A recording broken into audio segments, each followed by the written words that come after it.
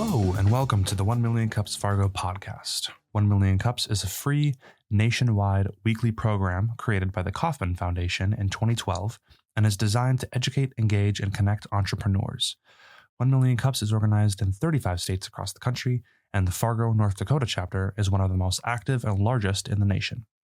This week at 1 Million Cups Fargo, we heard from Rob Lindberg, founder of TracFrac. TracFrac is an online portal for E&Ps to send and receive notifications for offset tracks, as well as coordinate well preparation efforts. Rob is an especially relevant speaker, as the North Dakota oil boom has been a hot topic in local news and politics. Let's take a listen to Rob's presentation.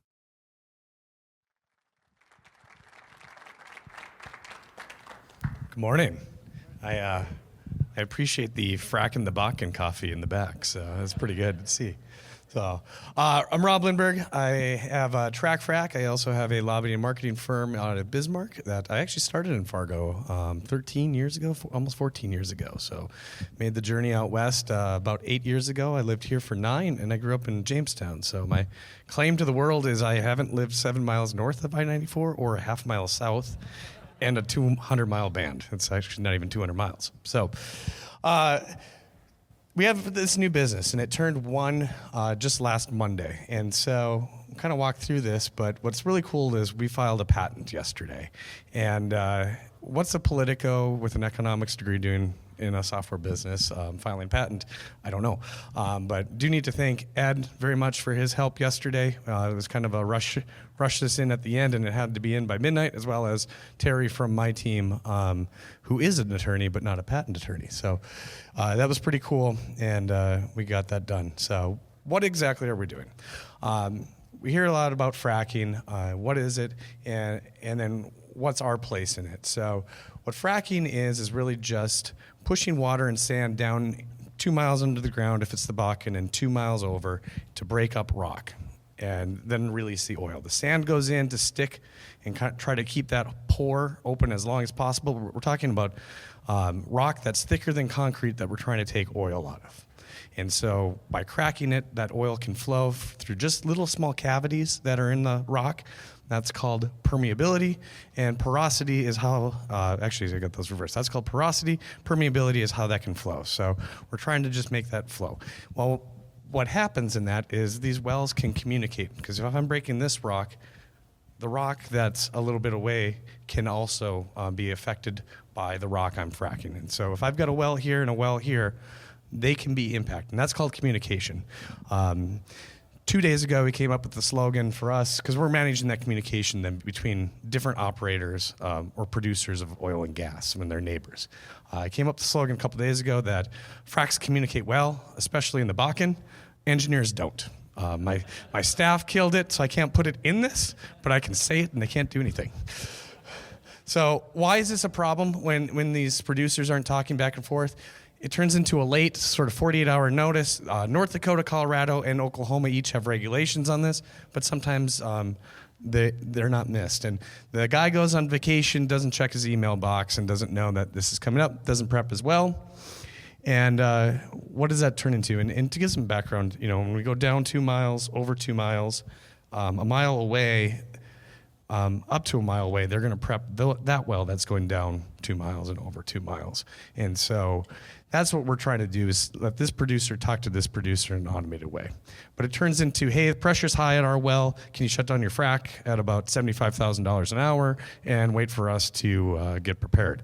Well, that doesn't do very well. And then it also turns into poorly timed workovers, where we might do maintenance on this well January 1st, but if I have to shut it down for a frac, I don't want to send a workover rig out at $20,000 a day to do work on this day and then have to have them come out again and do a frac protect job. So we're saving tens of thousands of dollars at a time. How do different companies do this now, or basins? The best was on Fort Berthold Indian Reservation. There is one coordinator from one company that grabs everybody's schedules and sends it back out when he combines them. Colorado did this as a whole basin, and we took over that process on November 1st. But otherwise, it's engineers, different people, some companies send certified mail. In North Dakota, you have to notify 7 to 10 days before a frac. Well, you can imagine if I send a letter to Houston, ends up in a mail room, how fast does it actually get to that production engineer? And it's not fast. And then I've got to schedule a workover rig that I have to pull from somewhere else. So what we're doing is really we're automating and adding process. So we're letting engineers be engineers again, not GIS exporters and emailers. So what we're doing is we're taking a frac schedule, one of 3 different ways, and we automatically calculate the wells around or determine the wells around it. We have a process of knowing who the owner is and knowing their email address, and we send that email out. We also have a dashboard, and we're giving control to that nearby owner. So he's not relying on the 25-year-old engineer who's doing this as the last process in the day sort of thing. Now, as it's called an offset well, as the owner of that offset well, I'm deciding what contact information should be used, as well as what distance I should be notified at. So I'm getting control of how I'm managing my well versus the neighbor's activity. So, and then we send the notifications just by email at 90, 60, 30, 10, and 2 days. Why so many? Colorado's 90. Everybody wants a 2-month notice, 30-day notice to 10 days for North Dakota, 2 days for Colorado and Oklahoma. So there's kind of a method to that madness. How does it work? This is our dashboard. As you can see here, it's a test dashboard. We got TracFrac. I've got these 2 fracs coming up. You can see when the date is. And then PDC, which is a real operator in Colorado. If I click their frac here, I'm seeing all the offsets. So Noble Energy has these 4 wells. Obviously, it goes down further. And then I can put a note in there. Noble Energy is the operator I claim for our test account for TracFrac. And so these are my wells, and I'm seeing how far away they are. 8,459 feet, I'm not going to do anything. That's a long way away. But if it's 1,500 feet in Colorado, I legally need to prep that well. If it's 3,000 feet, I'm probably going to prep that well in some way, or at least know that's happening. Like I showed before, there's 3 ways to schedule this. This is our CSV file. That's virtually what everybody uses, and it's very simple. You put in the API number. Every well in the country has a 10-digit number to it. Actually, can be up to 14 digits. And so if I put that in there, that's virtually, along with the date, all we need. The rest is just kind of some ancillary stuff. But now some of our customers are uploading 400 at a time. And so you can imagine if I'm that operator, to notify 400 times throughout the year what my activity is going to be is very difficult. And so having a spreadsheet is putting process just within my own company. This is the email report, pretty basic. This is also an email report. And so this is just kind of demonstrating how we're doing the distance calculations. You can see this is the well that we're going to frac. There's no pump jack on it yet because it's not a well yet. And so there's going to be a drilling rig that comes, builds that pump jack, and then the frac process, we're measuring wellbore to wellbore or around a point. Or if we only know, in some cases, we know the surface hole and the bottom hole locations, we're going to draw a box around that. So we have 3 different methods. And that's it. So again, thanks, Ed. Thanks, Terry, for your help yesterday. And I'm here for any questions.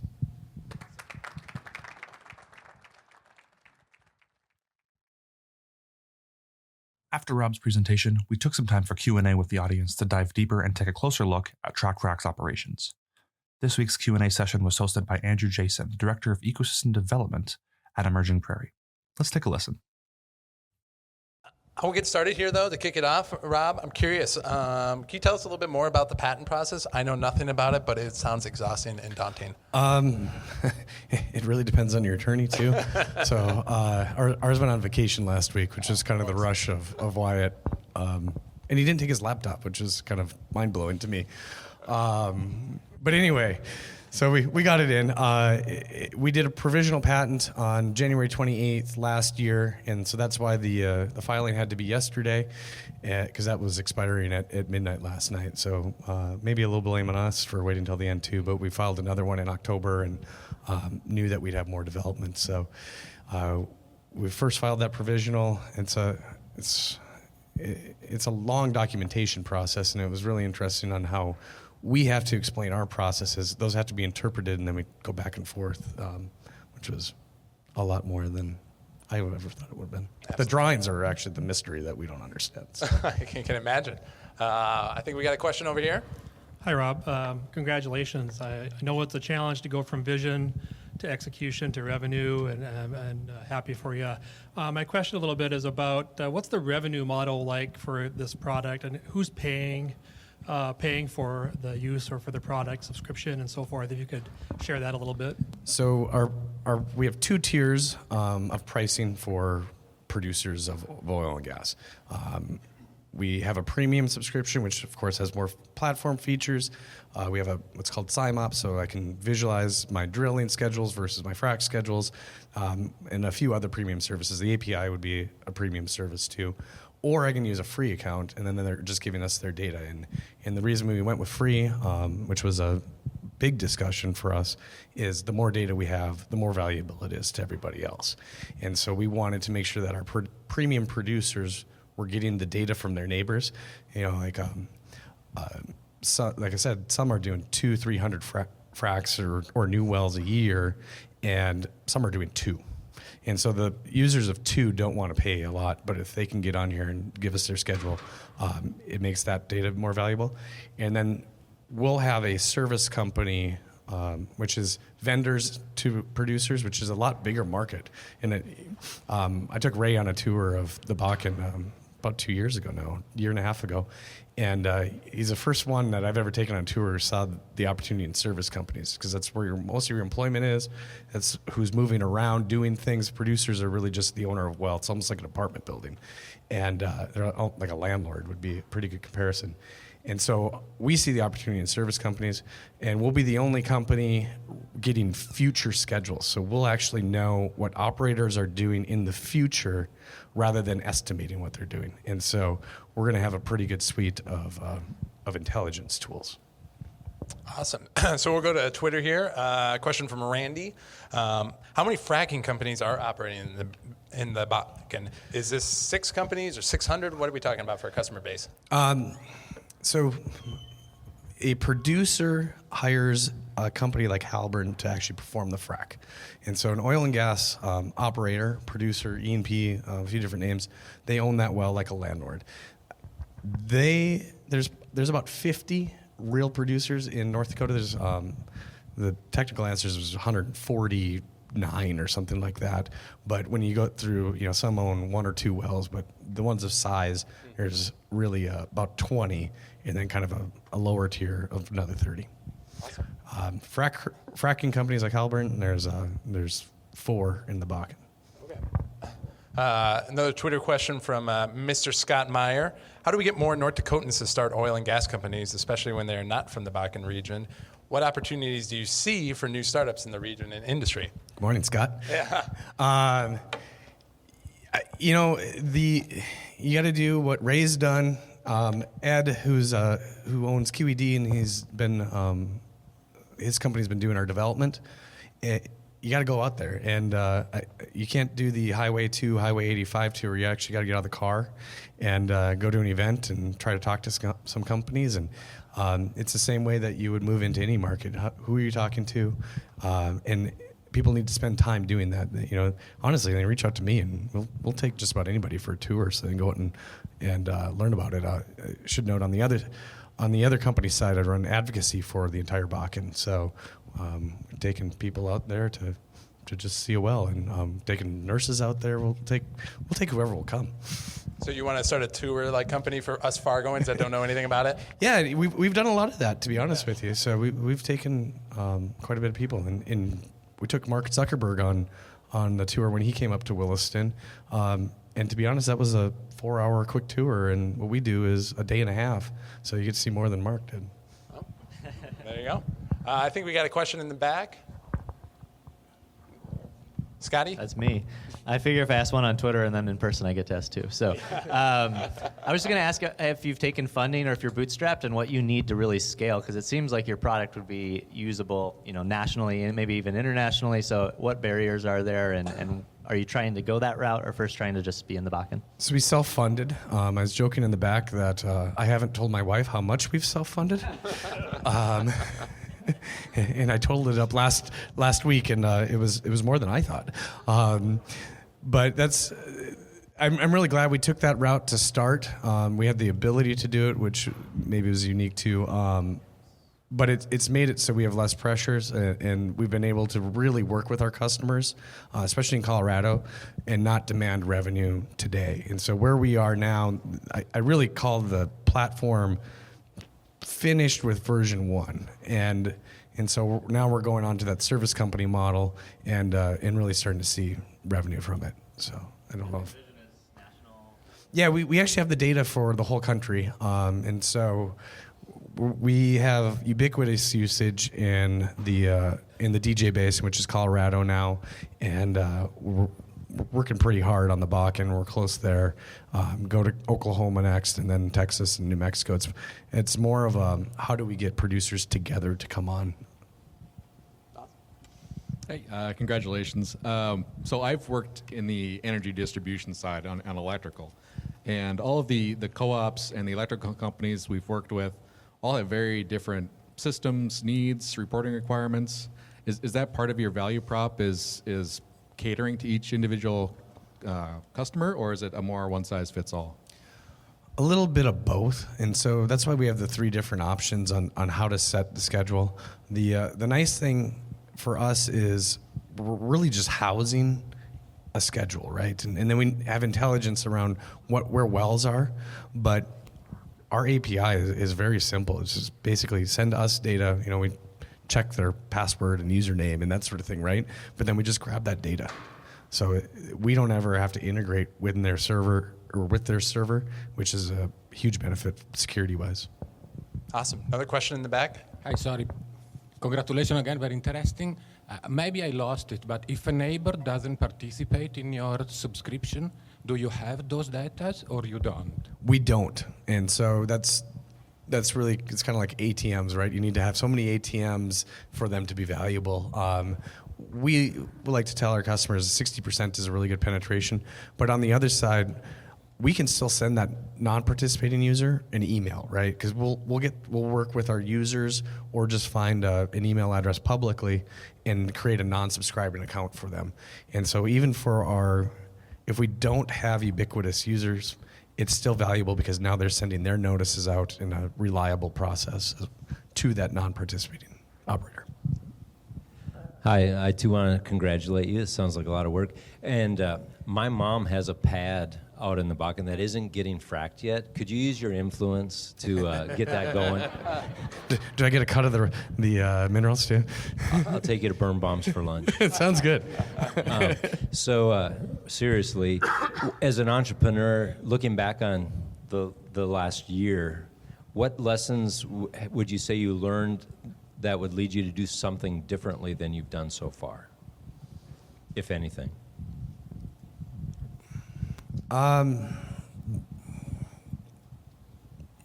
One of the challenges is I'm traveling constantly, and so how we communicate as a team of employees and contractors in 2 different businesses is really impacted by that. And when I'm the one meeting with the customers and bringing back feedback, it's really easy right here, right? And so I would say our documentation, especially in the middle of last year, was not good in that flow, and that's been rapidly improving. But that's really the most significant thing. On the personal side, I actually need to give my wife a ton of credit. We have a 5-year-old and a 3-year-old. She has a job that she works about 55 hours a week too, and so me being gone, she's really been the one who takes the brunt of that. And we did get an evening nanny, which was wildly needed, and gave her a little bit of break too. So both if she has to work, and I told her, if you have the nanny for the evening and you get off at 3, I don't care, go biking, go to the bar, go do whatever you want, because you got to get out of the house too. So Awesome. We got another Twitter question here from Randy. Is there a positive effect on my well if you frack your well? And is it good for business for co-fracking wells together? I guess, can you talk a little bit about that? There's 1,000 different strategies, and it all depends on the characteristics of the rock in that given exact place. In the Bakken, what they're finding is communication between fracks actually improves well performance nearby. Everywhere else in shale, that's not the case. It usually has a negative effect on the performance of currently producing wells. So if you go to the conferences, the Bakken guys smile and everyone else is kind of frustrated with them. Yeah. So I think one of the things that when you're starting a business, the conversation often revolves around the market and what the market cap is. I guess, oil is obviously one of the largest in the world. I guess, what's your sense on that? Do you feel like this is a good market to be involved in? Is it? Yeah, it's fantastic, especially on the technology side of oil and gas. Because there's so many pieces, there are about 250 different employees who help construct a well, from the drilling rig crew to, there's a guy who comes out with a blade, and then there's a guy with a dump truck that spreads rock or gravel out right first. Mm-hmm. And then we got a drilling rig, and then a frac crew comes. It represents about 100 different vendors. So there's a lot of different spots. And so aggregating data in oil and gas, especially since the downturn in late 2014, has been a huge focus of the industry. And so anywhere where you're handling data, moving it back and forth to optimize performance in this world or in this market is just fantastic right now. For sure. So we'll take maybe one or two more questions after this, but I guess I'm curious about your take being in Bismarck. I think everybody in the state knows about the east-west divide. Being a guy that works in energy but has lived across the state, what's your take on it? What do you think, Fargo, how can we increase our relationship and kind of... Grand Forks has a really good focus. And so 10 years ago, this June, they had an East Meets West tour, and they rented a bus, and about 50 business and government leaders from Grand Forks went out, did a tour of Western North Dakota. It led to a ton of businesses that you'd recognize the names, AE2S, Construction Engineers, so on. And they did that. They're actually doing it again this summer. We're really excited to host them out there. We've got about 3 days planned with them. And so there's those sorts of things. But I look through the audience, and I know about 6 different companies right now that are playing out there. And so there's a lot more business that's going on out there than I think we think or give credit to. Mm-hmm. And then on the other side, there's a lot of tax revenue that's coming back this way too. Over 50% of North Dakota's tax collections are just severance taxes now, and that doesn't include sales tax or income tax that's also paid. Williams County, which is Williston, is the highest producer of sales tax in the state. McKenzie County is the highest producing county for oil in the country. They do about 470,000 barrels a day. North Dakota, 10 years, we were just talking about this last week. 10 years ago, North Dakota was producing 240,000 barrels a day. Wow. 10 years before that, it was about 100. And so in the last 10 years, we've gone from 240 to one count. Well, actually, it would be 3 counties at least, maybe 4, producing what we did 10 years ago total. Dakota Access carries 570,000 barrels a day. It's just incredible. Pays $30 million a year in property tax. So, wow. We got one last question here. I have a question. Of those companies that were started in North Dakota, or how many? It was about 100 and some companies, that were involved in producing a well. How many of those were founded or are in North Dakota? It really varies. So you've got big, huge companies, Halliburton, Schlumberger, Neighbors, and those are out-of-state companies. But there's a lot of roustabout and service companies that are based in North Dakota. We work a lot with one out of Minot that's got 170 employees, and it's some guys who just started with zero. They invented a new tank. There's 700 members of the North Dakota Petroleum Council, and I would bet that 4 to 500 are North Dakota based in some way. Awesome. Well, I'll end it here with the question that we always end every 1 million cups with. What can the community do to help you out? Support the industry. Obviously, there's political threats to the industry that would wipe out my business entirely. So learn about it. Come out there and tour. And really, if you send me an email, I'll probably take you on a tour sometime this summer. It takes about a day and a half, and we'll get you out there, and we'll get on site, and it's hopefully valuable. Awesome. Well, thanks so much, Rob. We appreciate you making the trip up here. Let's give him a round of hand. Thank you very much. That's it for this week's 1 Million Cups Fargo. Thanks for listening in. 1 Million Cups Fargo is powered by Emerging Prairie, an organization dedicated to connecting and celebrating the entrepreneurial ecosystem. We'd also like to thank the following sponsors for their support: Midco, the Fargo-Moorhead CVB, the FM Area Foundation, the City of Fargo, Pro Resources, and the Kilbourne Group. A special thank you to North Dakota State University's The Nice Center for this week's audio. See you next time.